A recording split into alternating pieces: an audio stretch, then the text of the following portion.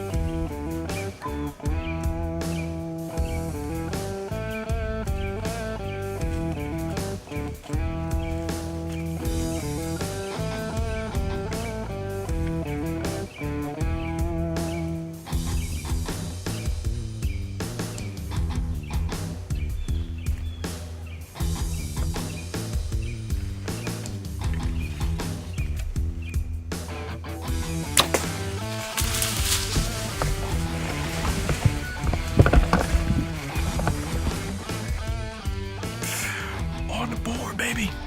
Just what we wanted to do. Whew, man. I had just about given up on the morning.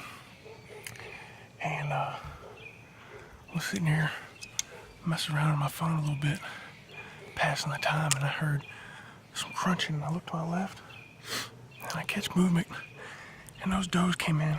There's a big draw, a valley here to my left that feeds into this bottom. And I look over and I could see the legs coming through the woods. She wasn't more than 5 yards away. They came in, they stopped right on the path where I walked in. I thought about letting them clear through the area and get out a little ways. But the wind was kind of blowing out this way. And you know, she turned broadside. I got a real bad thing about letting does stand underneath me broadside that could potentially bust me at any second. So I went ahead and punched that tag, filled the freezer. I mean, blood was spraying out. She ran back through here and I looked, I was trying to get the camera on her. But I looked and I just saw blood spraying everywhere. I love it, dude. I love it. Y'all can have your big bucks, and Lord knows I like shooting them too. But there's something about shooting a doe. It's just awesome. Stay tuned. I'm gonna get all packed up and I'm gonna go get this doe and get her all processed and cleaned up. Yes, sir. Oh, I'm surprised she went that far.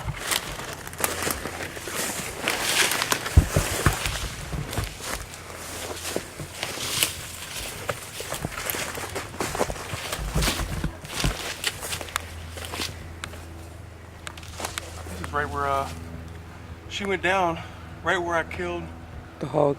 the hog and that deer last year. The stand was, I might got blown down, but it was like right over there. I think it was that tree right there. All right, guys, we're here to September 30th, fresh into the Florida deer season, and I was able to get it done this morning on a nice doe.